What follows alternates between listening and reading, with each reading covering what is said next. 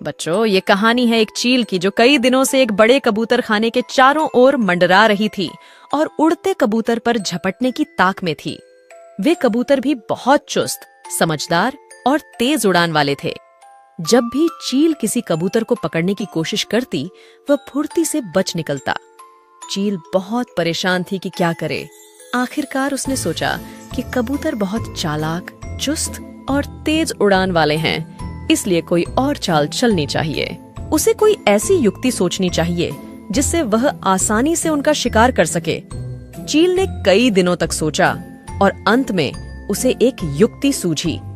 वह कबूतरों के पास गई, कुछ देर वैसे ही बैठी रही और फिर प्यार से बोली, भाइयों और बहनों, मैं भी तुम्हारी तरह 2 पैरों और 2 पंखों वाली पक्षी हूँ।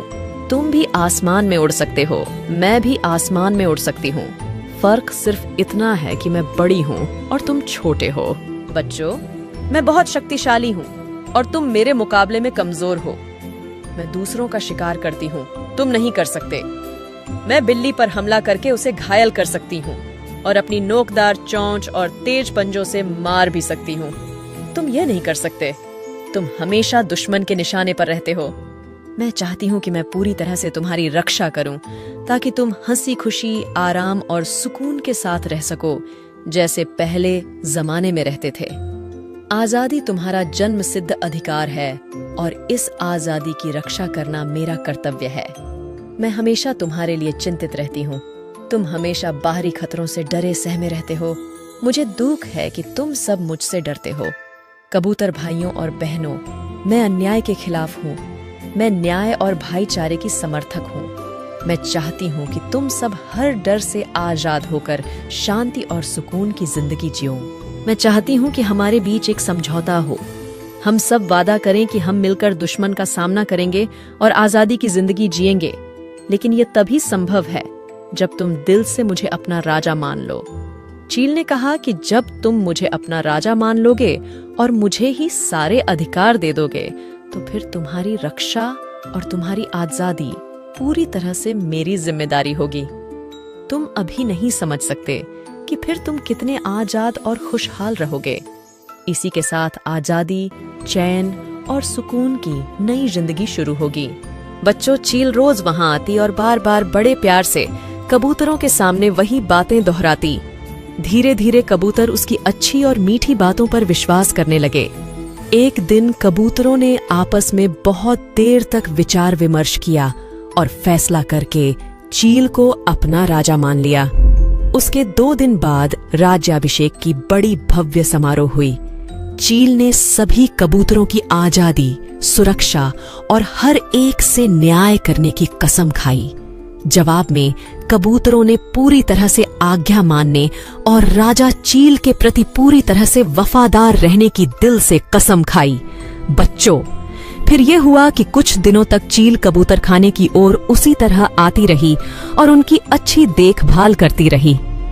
एक दिन राजा चील ने एक बिल्ली को वहां देखा तो उस पर अपने साथियों के साथ ऐसा जोरदार हमला किया कि बिल्ली डर कर भाग गई।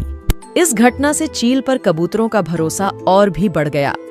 चील अक्सर अपनी मीठी बातों से कबूतरों को लुभाती और उन्हें सुरक्षा और आजादी का एहसास दिलाती। इसी तरह कुछ समय और बीत गया।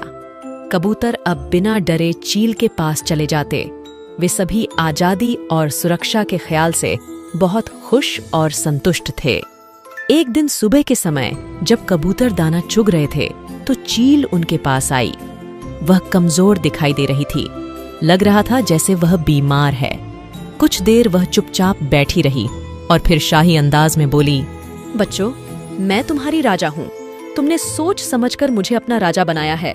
मैं तुम्हारी रक्षा करती हूँ और तुम चैन और शांति से रहते हो। तुम जानते हो कि मेरी भी कुछ जरूरतें हैं। ये मेरा राजसी अधिकार है कि जब मेरा मन करे मैं अपनी मर्जी से तुम में से एक को पकड़ूं और अपनी भूख मिटाऊं। मैं आखिर कब तक बिना खाए पिए जिंदा रह सकती हूँ? मैं कब तक तुम्हारी सेवा और तुम्हारी रक्षा कर सकती हूँ? यह सिर्फ मेरा ही हक नहीं है कि मैं तुम में से जिसे चाहूं पकड़ूं और खा जाऊं, बल्कि यह मेरे पूरे राजसी परिवार का हक है।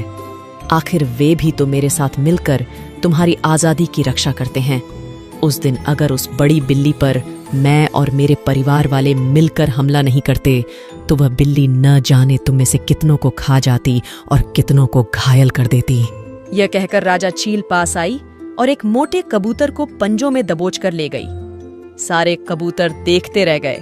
अब राजा चील और उसके परिवार वाले रोज आते और अपनी पसंद के कबूतर को पंजों में दबोच कर ले जाते। इस तबाही से कबूतर अब हर वक्त परेशान और डरे हुए रहने लगे। उनका चैन और सुकून खत्म हो गया था। उनकी आजादी खत्म हो गई। वे अब खुद को पहले से भी ज्यादा असुरक्षित मानने लगे और कहने लगे, हमारी बेवकूफी की यही सजा है।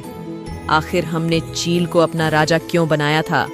अब क्या हो सकता है?